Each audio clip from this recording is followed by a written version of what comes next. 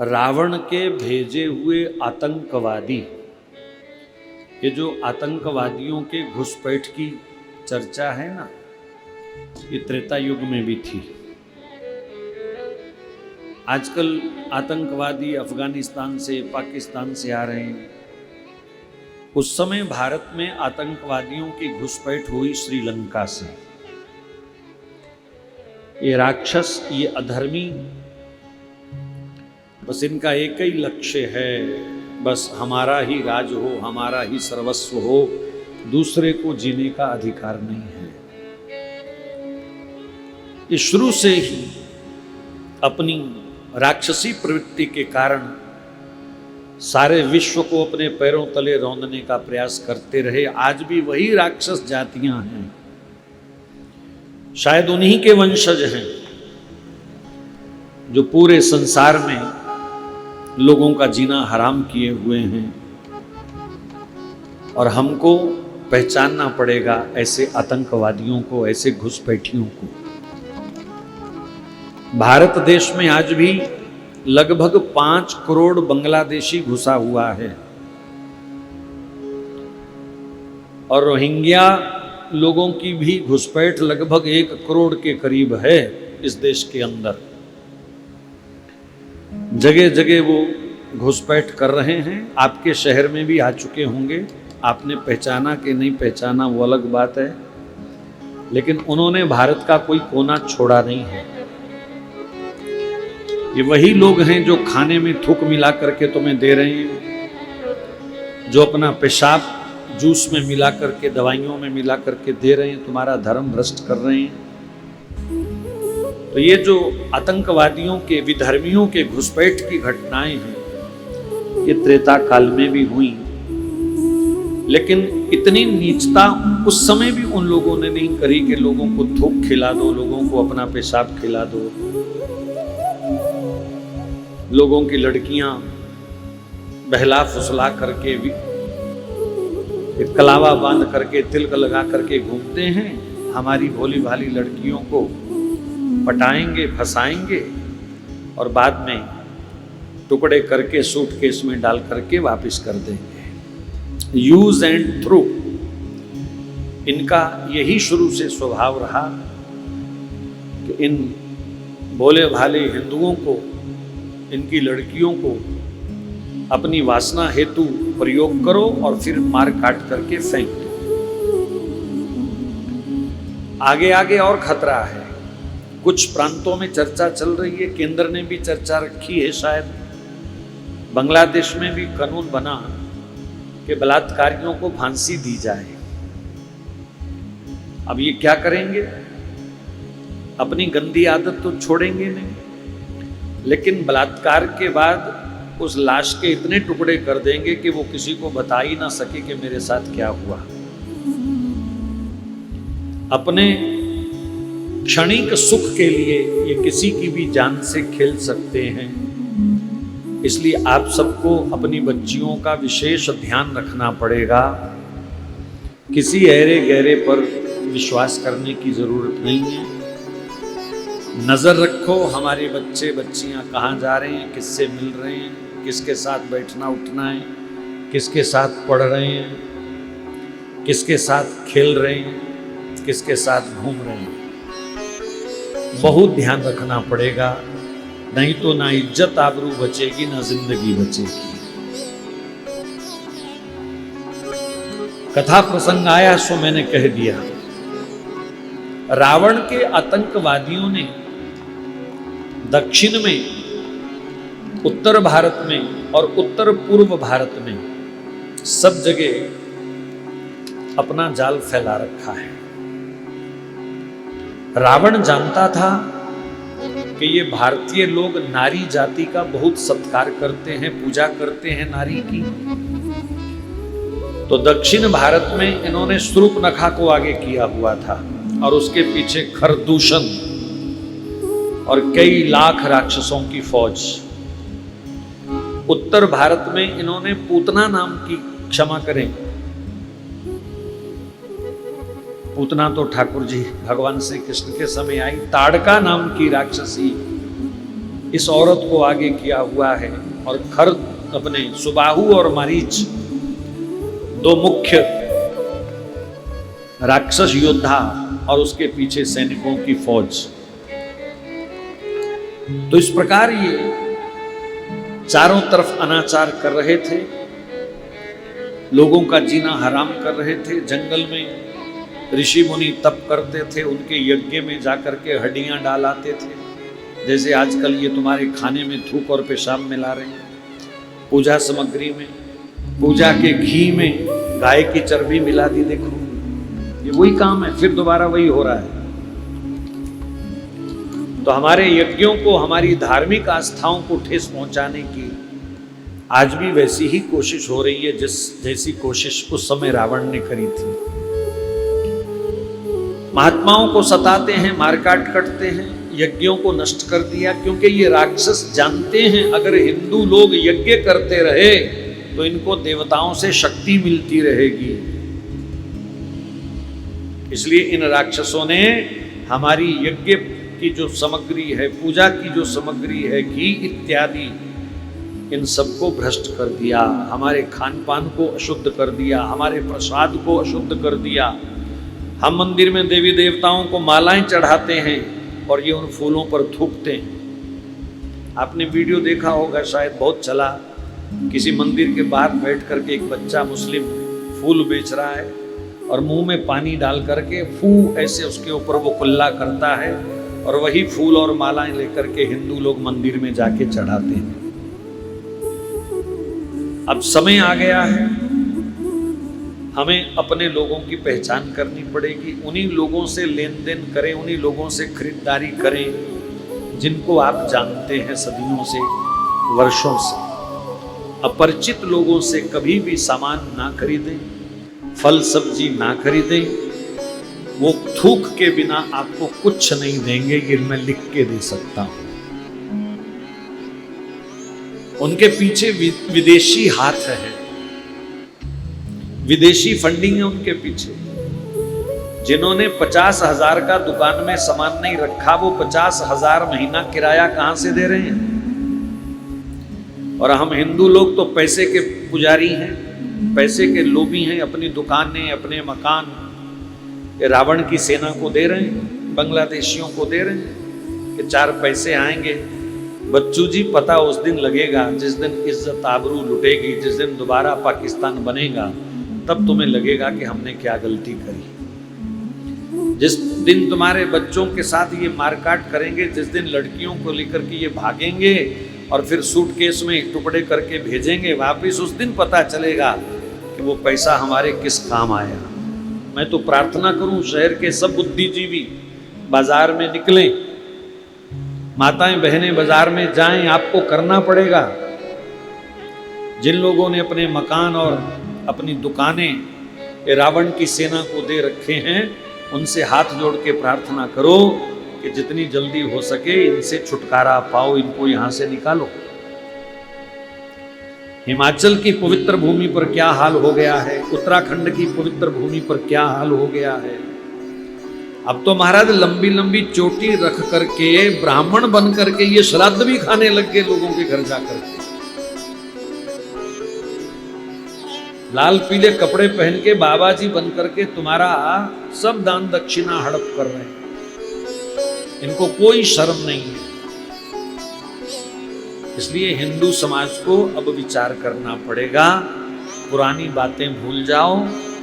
ये कोई राजनीतिक चर्चा नहीं है, ये अपनी इज्जत आबरू बचाने के लिए चर्चा की जा रही है।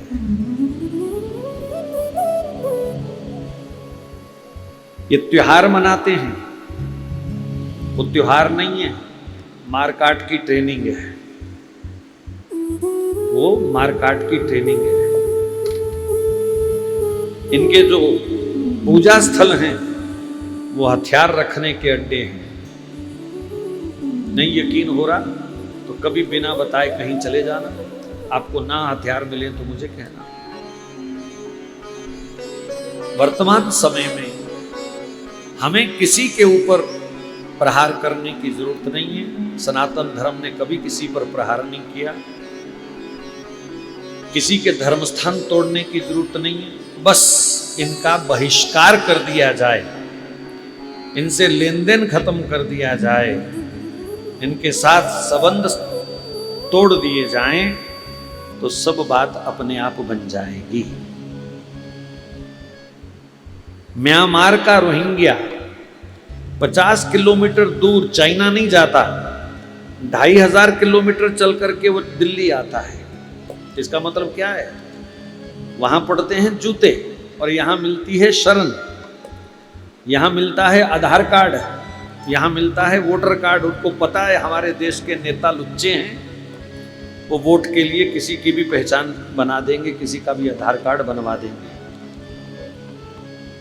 200 में आधार कार्ड बन रहे हैं, 500 में आधार कार्ड बन रहे हैं। तो आप लोगों को बहुत सावधान रहना पड़ेगा, बहुत सावधान रहना पड़ेगा, नहीं तो ये दीमक अंदर ही अंदर तुम्हारा सब कुछ खत्म कर देगी। फिर पाकिस्तान जैसे हालात बन जाएंगे 1946-47 वाले। उस समय एक जिन्ना था, इस समय राजनीति में 50 जिन्ना बैठे हुए हैं जो टुकड़े करने के लिए तैयार हैं इस देश के। तो चिंता होती है भाई, क्या करें। बहुत सोचते हैं कई बार कि ना बोलें इन विषयों पर, लेकिन क्या करें। जिस देश में जन्म लिया है, क्या उसके प्रति वफादार रहना गुनाह है? जिस सनातन संस्कृति में जन्म लिया है, उसको जागरूक करना क्या गुनाह है? इसलिए आप लोगों को सावधान रहना चाहिए। यही कथा है आज की। उस समय 3 महान राजा थे इस देश में। बहुत ध्यान से सुनने वाली चर्चा है ये 10 मिनट की।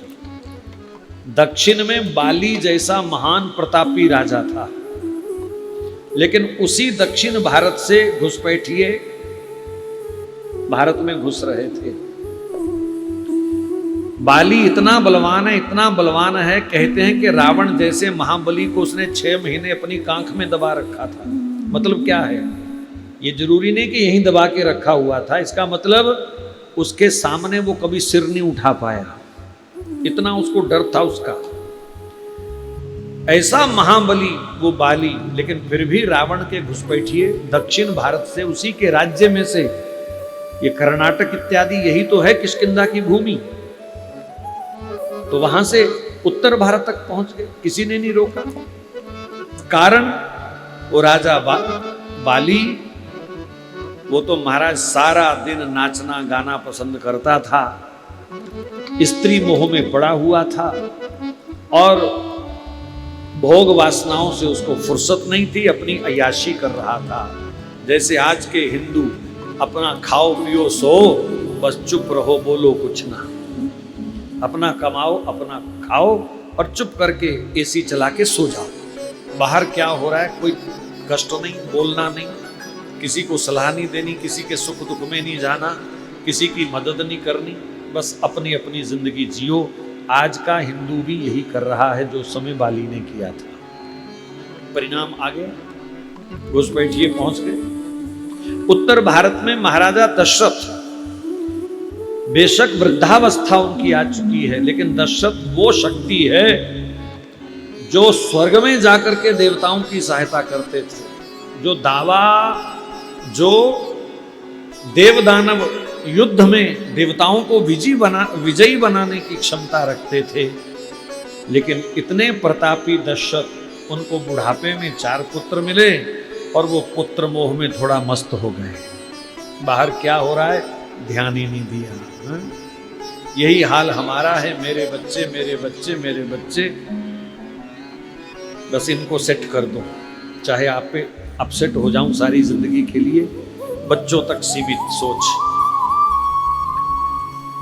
पूर्व उत्तर भारत में जनक जी महाराज बहुत बलवान राजा, बहुत ताकतवर राजा, लेकिन उनको शास्त्र अध्ययन से ही फुर्सत नहीं। उनको शौक लग गया कि मैं और ज्ञानी बनूं, और ज्ञानी बनूं, और सारा दिन ज्ञान चर्चा में पड़े रहते हैं। अष्टावक्र जी जैसे महात्मा उनको मिले हुए हैं और सारा दिन उनके पास बैठ करके और शास्त्रों को खोल खोल के देखते रहते हैं। बस उनको भी नहीं पता कि देश में क्या हो रहा है। अब जब देश की राजसत्ता निष्क्रिय हो जाए तो फिर कौन जिम्मेवारी लेता है देश की? किसको चिंता होती है? लोग हमको कहते हैं जी कथा सुनाया करो, इधर उधर की बातें ना किया करो, ये इनके बारे में मत बोला करो, उनके बारे में मत बोला करो। क्यों ना बोले? मेरी रामायण कह रही है, बोलो, मेरी रामायण कह रही है। जब राजसत्ता अपना कर्तव्य नहीं निभाती तब कोई व्यासपीठ ही उठ करके खड़ी होती है, कोई संत ही उठ करके खड़ा होता है और निष्क्रिय हो चुके राजाओं के कान पकड़ता है जाकर के। जो अपना फर्ज भूल करके पड़े हुए थे, आज उनको जगाने के लिए किसके मन में चिंता आई? गाधी तनय मन चिंता व्यापी। महात्मा गाधी के पुत्र विश्वामित्र जी के मन में चिंता आई कि मैं इन दुष्टों का नाश करूंगा, और इन दुष्टों का नाश श्री हरि के सिवा कोई कर नहीं सकता, और श्री हरि का धरती पर अवतार हो चुका है, मैं उनको खड़ा करूं, मैं उनको लाऊं। तो जब राजसत्ता देश के प्रति अपने कर्तव्य से विमुख होती है तो कोई महात्मा ही अपनी आवाज बुलंद करता है और इन राजनेताओं के कान पकड़ता है जाकर के कि तुम क्या कर रहे हो। मैं तो भारत के समस्त संतों के चरणों में विनय करता हूं, प्रार्थना करता हूं कि अपनी बुलंद आवाज से इन नेताओं के कान मरोड़िए जो देश के टुकड़े करने में लगे हुए हैं। जनता को जागरूक करें सब महात्मा मिलकर के अपने धर्म के प्रति। अब समय आ गया है मठ मंदिरों से निकल करके वीरता का शस्त्र हाथ में लेकर के सारे समाज को जगाएं, सारे समाज को जागरूक करें, क्योंकि इस काम में बाकी सब तो धर्म आचार्य लगे हुए हैं, मौलवी लगे हुए हैं दिन रात, लेकिन हमारे संत अभी भी बहुत कम हैं जो अपने देश के लिए, धर्म के लिए लोगों को जागरूक कर रहे हैं। ऐसा बोलने वाले बहुत कम लोग हैं, कम महापुरुष हैं, जबकि समस्त वक्ताओं को, कथावाचकों को, संतों को, अपने परिकर शिष्य इत्यादि को जागरूक करने की समय आवश्यकता है। तो विश्वामित्र जी महाराज, मैं थोड़ा सा परिचय करवा दूं। विश्वामित्र जी कोई साधारण महात्मा नहीं है, अपने समय के एटॉमिक शक्ति के ये पहले वैज्ञानिक हैं, एटॉमिक शक्ति की ऐसी ऐसी विद्याएं जानते हैं। और सबसे बड़ी बात, एक ही बात बोल देता हूं, आप उसी से समझ जाना, दुनिया का सब ज्ञान वेदों के अंदर है, समस्त ज्ञान, क्या ब्रह्मांड, क्या टेक्नोलॉजी, हवाई जहाज कैसे उड़ते हैं, ये कला भी वेदों में है। हमने नहीं पकड़ी, अलग बात है। हमने राइट बंधुओं को राइट दे दिया, उन्होंने हेलीकॉप्टर बनाया, जहाज बनाया, लेकिन जहाज बनाने की कला का भी वेदों में वर्णन है। और यहाँ त्रेता युग से कथा आ रही है कि भगवान पुष्पक विमान पर बैठ करके लंका से अयोध्या आए, बिना पेट्रोल, बिना पायलट के वो जहाज चलता था, मन की इच्छा उसको ड्राइव करती थी। तो इन विद्याओं के धनी थे विश्वामित्र जी। तो सार बात यह है कि समस्त ज्ञान विज्ञान वेदों में है, और वेदों की माता कहा गया गायत्री को। गायत्री मंत्र सब वेदों की मां है, और गायत्री मंत्र के ऋषि विश्वामित्र जी हैं। आप यहीं से थोड़ा सा मन लगा के सोचें कि विश्वामित्र जी कितनी बड़ी शख्सियत हैं, कितनी बड़ी ताकत हैं, कितने बड़े ज्ञानी हैं, कितने बड़े वैज्ञानिक हैं। सारा ज्ञान वेदों में, सारी टेक्नोलॉजी वेदों में, सब अस्त्र शास्त्र सब वेदों में, वेदों की मां गायत्री, और गायत्री मंत्र के ऋषि हैं श्री विश्वामित्र जी महाराज। तो उन्होंने इस देश की चिंता करी, सनातन धर्म की चिंता करी, और अपनी कुटिया से निकले हैं। विश्वामित्र जी चाहते तो क्या एटम बम नहीं चला सकते थे उस समय? जब इतनी शक्ति है तो उनको भी तो अपनी शक्तियों का वो प्रयोग कर सकते थे इन दुष्टों पर नहीं। एक संत की नीति देखो, आज उस नीति पर हमको भी चलना पड़ेगा। महापुरुषों ने सोचा कि मैं अपनी शक्ति से इनका दमन कर सकता हूं, लेकिन देश के नौजवानों को कौन खड़ा करेगा।